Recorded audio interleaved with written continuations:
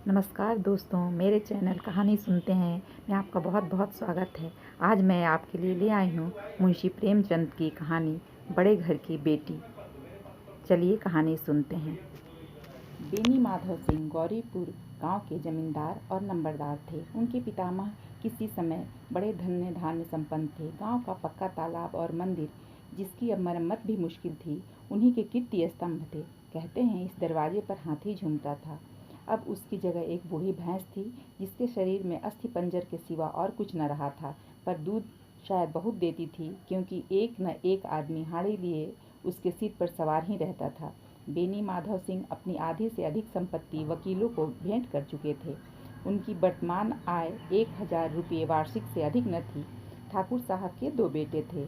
बड़े का नाम श्रीकंठ सिंह था। उसने बहुत दिनों के परिश्रम और उद्योग के बाद बीए की डिग्री प्राप्त की थी। अब एक दफ्तर में नौकर था। छोटा लड़का लाल बिहारी सिंह दोहरे बदन का सजीला जवान था। भरा हुआ मुखड़ा, चौड़ी छाती, भैंस का 2 सेर ताज़ा दूध वह उठकर सवेरे पी जाता था। श्रीकंठ सिंह की दशा बिल्कुल विपरीत थी। इन नेत्रप्रिय गुणों को उन्होंने बीए इन्हीं 2 अक्षरों पर निछावर कर दिया था। इन 2 अक्षरों ने उनके शरीर को निर्बल और चेहरे को कांतिहीन बना दिया था। इसी से वैद्यक ग्रंथों पर उनका विशेष प्रेम था। आयुर्वेदिक औषधियों पर उनका अधिक विश्वास था। शाम सवेरे उनके कमरे से प्रायः खरल की सुरीली कर्ण मधुर ध्वनि सुनाई दिया करती थी। लाहौर और कलकत्ते के वैद्यों से बड़ी लिखा पढ़ी रहती थी। श्रीकंठ इस अंग्रेजी डिग्री के अधिपति होने पर भी अंग्रेजी सामाजिक प्रथाओं के विशेष प्रेमी न थे, बल्कि वह बहुधा बड़े जोर से उसकी निंदा और तिरस्कार किया करते थे। इसी से गांव में उनका बड़ा सम्मान था।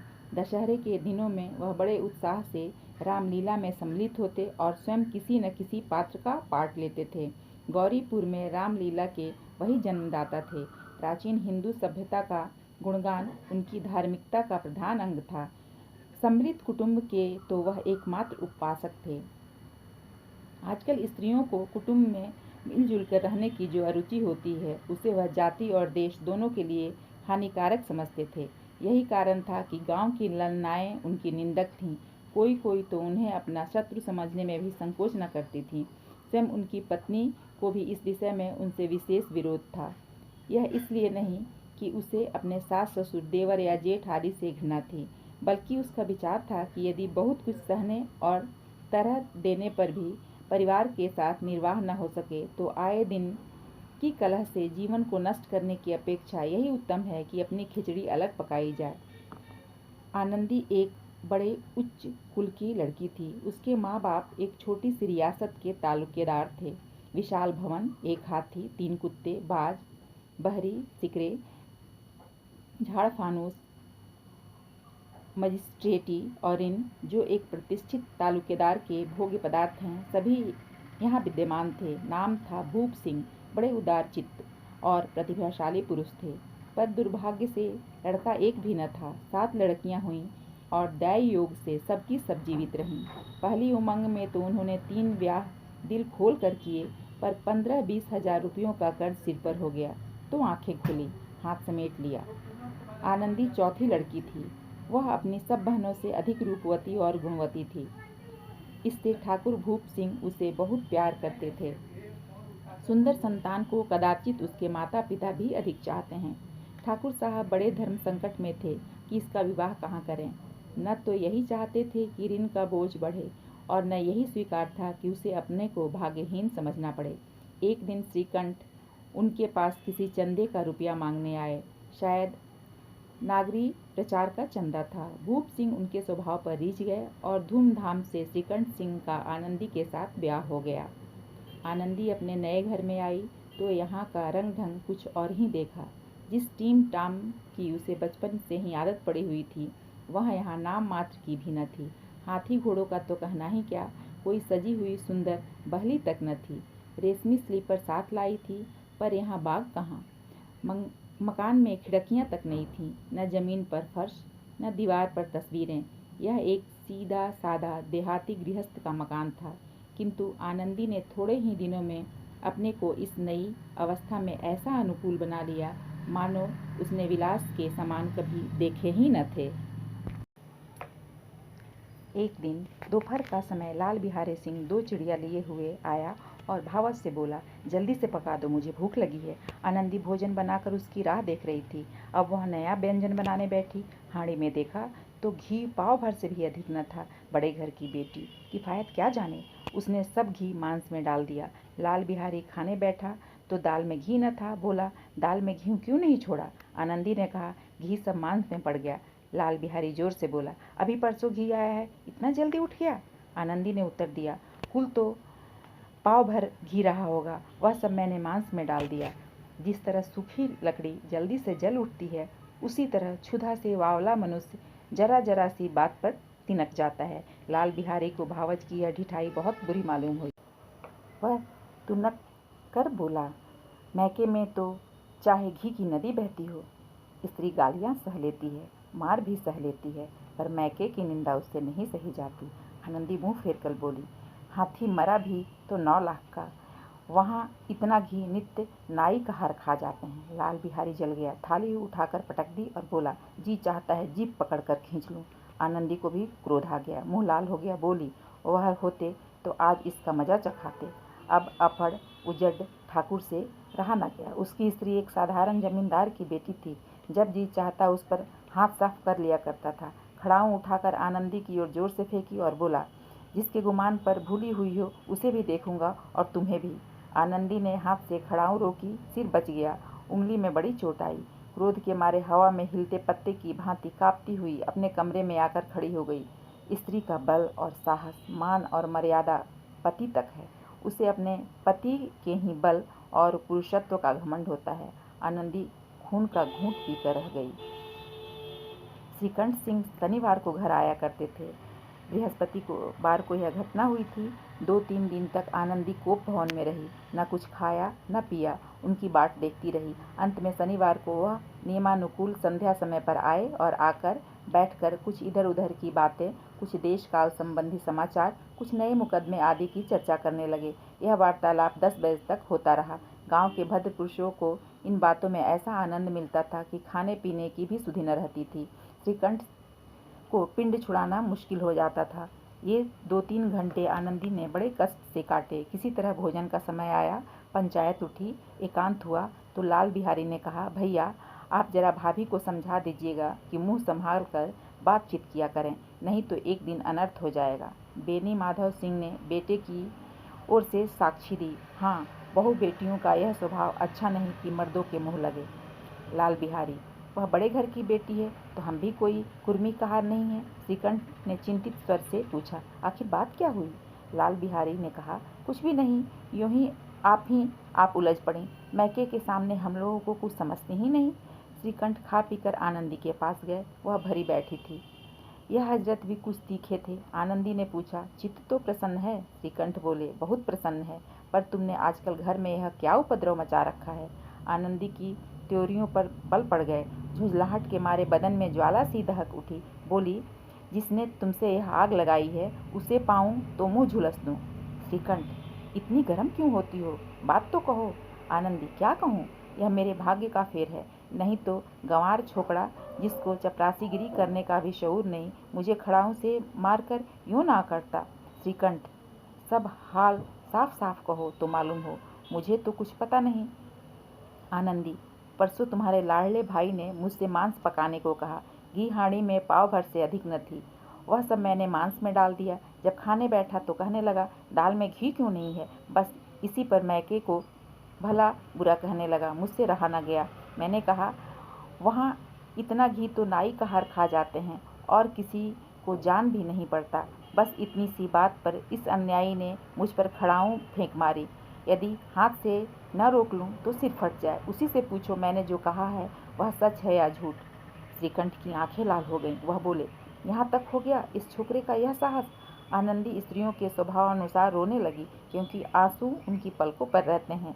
श्रीकंठ बड़े धैर्यवान और शांत पुरुष थे। उन्हें कदाचित ही कभी क्रोध आता था। स्त्रियों के आंसू पुरुष की क्रोधाग्नि भड़काने में तेल का काम देते हैं। रात भर करवटें बदलते रहे।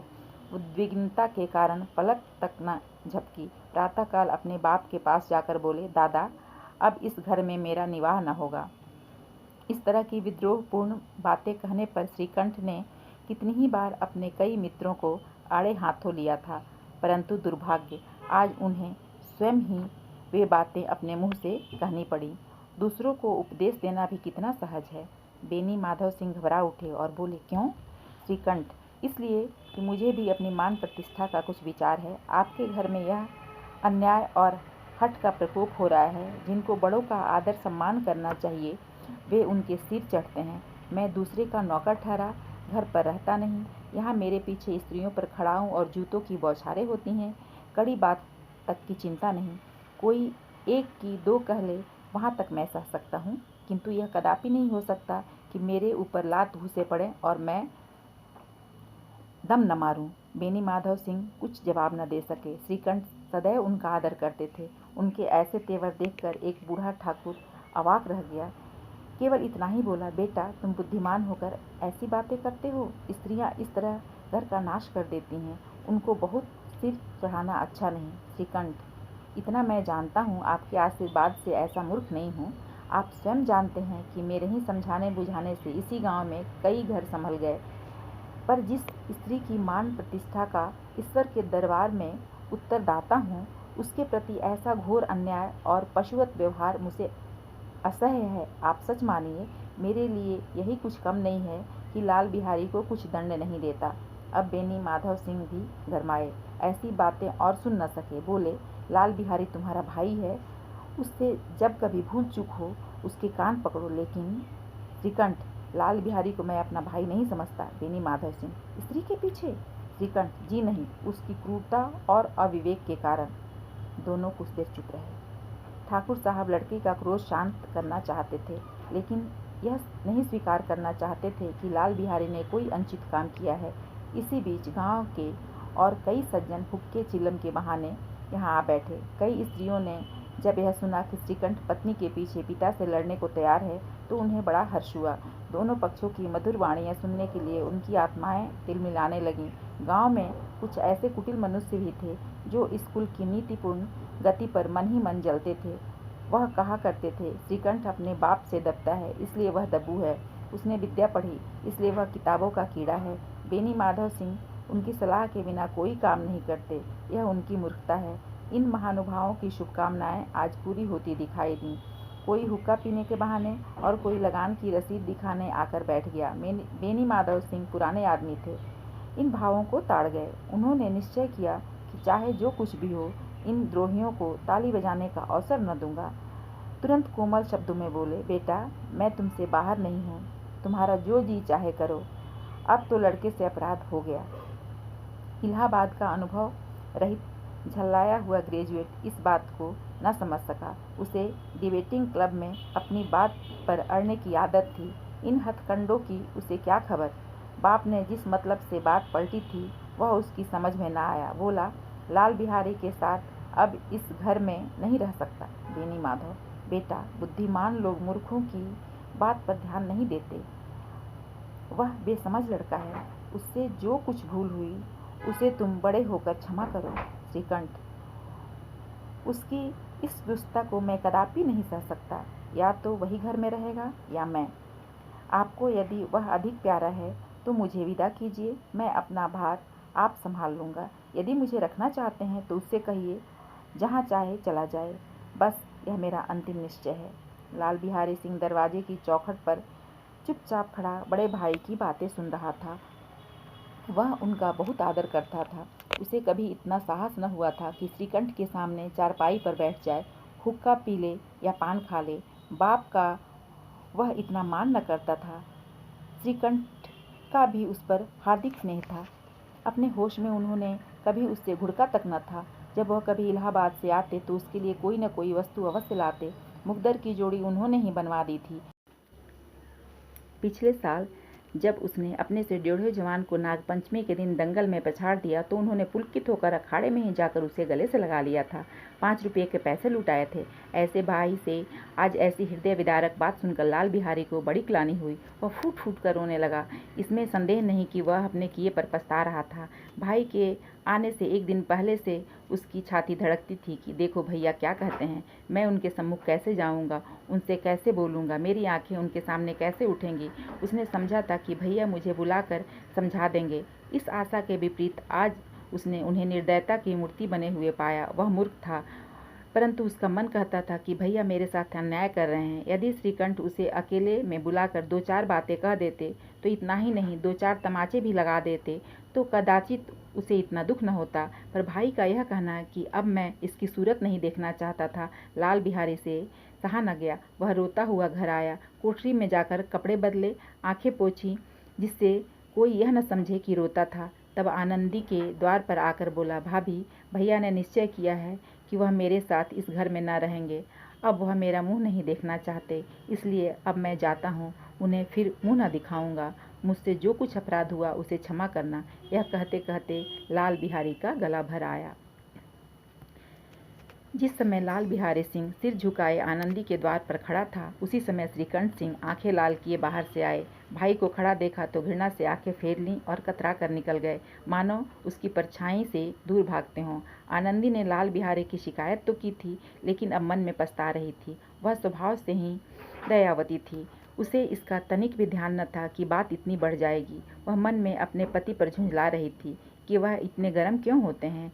उस पर यह भय भी लगा हुआ था कि कहीं मुझसे इलाहाबाद चलने को कहें तो मैं कैसे क्या करूंगी। इस बीच में जब उसने लाल बिहारी को दरवाजे पर यह कहते हुए सुना कि अब मैं जाता हूँ, उससे जो कुछ अपराध हुआ क्षमा करना, तो उसका रहा सहा क्रोध भी पानी हो गया।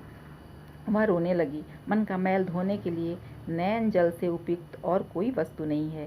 श्रीकंठ को देखकर आनंदी ने कहा, लाला बाहर खड़े बहुत रो रहे हैं। श्रीकंठ, तो मैं क्या करूं? आनंदी, भीतर बुला लो, मेरी जीभ में आग लगे, मैंने कहाँ से कहाँ यह झगड़ा उठाया। श्रीकंठ, मैं न बुलाऊंगा। आनंदी, पछताओगे, उन्हें बहुत ग्लानि हो रही है, ऐसा न हो कहीं चल दें। श्रीकंठ न उठे। इतने में लाल बिहारी ने फिर कहा, भाभी भैया से मेरा प्रणाम कह दो, वह मेरा मुंह नहीं देखना चाहते, इसलिए मैं भी उन्हें अपना मुंह न दिखाऊंगा। लाल बिहारी इतना कहकर लौट पड़ा और शीघ्रता से दरवाजे की ओर बढ़ा। अंत में आनंदी कमरे से निकली और हाथ पकड़ लिया। लाल बिहारी ने पीछे फिर कर देखा और आंखों में आंसू भरे बोला, मुझे जाने दो। आनंदी, कहाँ जाते हो? लाल बिहारी, जहाँ कोई मेरा मुंह न देखे। आनंदी, मैं न जाने दूंगी। लाल बिहारी, मैं तुम लोगों के साथ रहने योग्य नहीं हूँ। आनंदी, तुम्हें मेरी सौगंध, अब एक पग भी आगे न बढ़ना। लाल बिहारी, जब तक मुझे यह न मालूम हो जाए कि भैया का मन मेरी तरफ से साफ हो गया, तब तक मैं इस घर में कदापि न रहूँगा। आनंदी, मैं ईश्वर को साक्षी देकर कहती हूँ कि तुम्हारी ओर से मेरे मन में तनिक भी मैल नहीं है। अब श्रीकंठ का हृदय भी पिघला। उन्होंने बाहर आकर लाल बिहारी को गले लगा लिया। दोनों भाई खूब फूट फूट कर रोए। लाल बिहारी ने सिसकते हुए कहा, भैया अब कभी मत कहना कि तुम्हारा मुंह न देखूंगा। इसके सिवा आप जो दंड देंगे मैं सहर्ष स्वीकार करूंगा। श्रीकंठ ने कांपते हुए स्वर से कहा, लल्लू, इन बातों को बिल्कुल भूल जाओ। ईश्वर चाहेगा तो फिर ऐसा अवसर न आएगा। बेनी माधव सिंह बाहर से आ रहे थे। दोनों भाइयों को गले मिलते देखकर आनंद से पुलकित हो गए। बोल उठे, बड़े घर की बेटियां ऐसी ही होती हैं, बिगड़ता काम बना देती हैं। गांव में जिसने वृतांत सुना, उसी ने इन शब्दों में आनंदी की उदारता को सराहा। बड़े घर की बेटियां ऐसी ही होती हैं, सचमुच बड़े घर की बेटियां ऐसी ही होती हैं। कहानी